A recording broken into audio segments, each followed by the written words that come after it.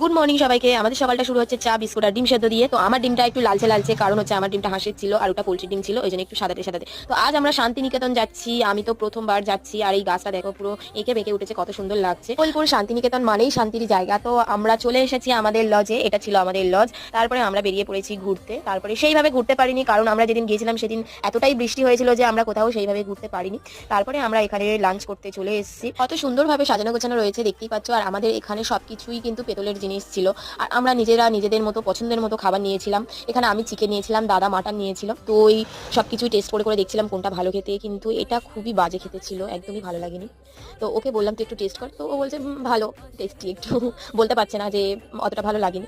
নাচটার জন্য তো এতক্ষণ অপেক্ষা করছিলাম, তাই না? তো এবারে এই চলে আসি নাচের দিকে। আমি তো একদমই নাচতে পারি না, তাও দিদি জোর করে দাঁড় করিয়ে দিয়েছে নাচ করার জন্য। তো যাই পেরেছি নাচ করেছি, ভালো হোক খারাপ হোক। তারপর বসন্ত মানেই পলাশ ফুল, আমরা সবাই নিজেদের চুলে পলাশ ফুলের মালা পরে নিয়েছি, আর ও গলায় ঝুলিয়ে নিয়েছে